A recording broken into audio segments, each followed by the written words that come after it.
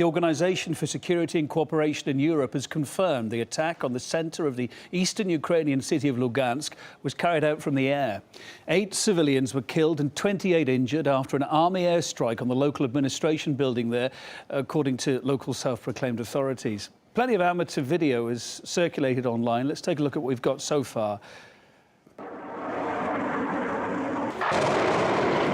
What you're seeing there is allegedly the moment an army airstrike hit the centre of the eastern Ukrainian city of Lugansk. These images are from a security camera, meantime, on top of the nearby building, showing the blast ripping through the park as those bombs landed. Kiev denies it was striking the city centre, but as we've seen, some videos which have emerged online seem to show a military plane in the skies above the city launching that attack. Now, this video was filmed after the alleged assault. There's now fire in the local administration building we were talking about there on the 4th floor. That was reportedly the worst hit. And this footage coming up now shows craters in the nearby park, apparently from shells fired again from the air. And these pictures from RT's Rupley video agency of horrific scenes in the aftermath of the attack. It's clear to see bodies and people who are badly injured. Ambulance crews battling there to try to treat the survivors. RT's Paula Sleer is following the escalating violence in the region for us. The Organization for Security and Cooperation in Europe has recognized that the attack on the local administration building in Lugansk on Monday was perpetrated from the air. Now, Kiev authorities deny that they were targeting the city center, which is in fact where this local administration building is situated. And they have gone as far as to say that the blast was caused by anti-government fighters. Now, fighting across eastern Ukraine is intensifying. This as Kiev steps up its military operation in the area. According to local media, more than 50 anti-government fighters have been killed in the Lugansk and Donetsk regions. Now, the hotspots where the fighting is happening are in the towns of Slavyansk and also in Krasny Liman. Now, we're hearing that there a local hospital has been shelled and that at least one doctor has been injured.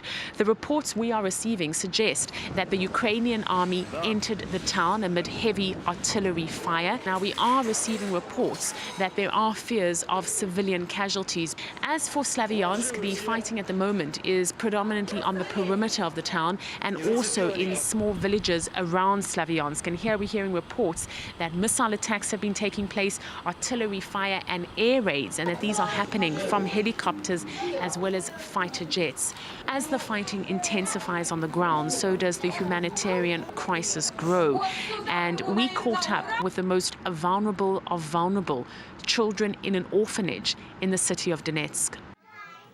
These are the faces of Ukraine's most vulnerable, children abandoned by their parents and suffering from HIV/AIDS. While they're too young to understand they're sick, they're not too young to not feel fear.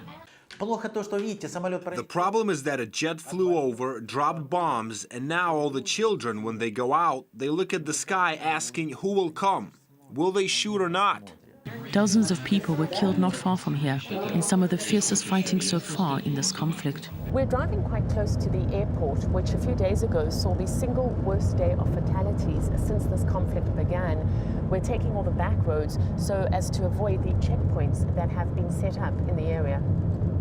As the children grapple to understand what's happening, volunteers from around Donetsk are braving the dangerous roads to bring them much-needed supplies. It also shows the children they haven't been forgotten, nor will they be left behind.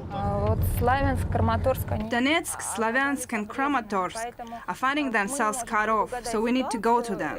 Because of the political situation in the country, the products that are the first to disappear from the shelves are dry milk, sweets and first-aid medicine. But here it's more than first-aid medicine that's needed to help the children. This orphanage is the only one in Ukraine for children with HIV/AIDS. It's been around for 12 years.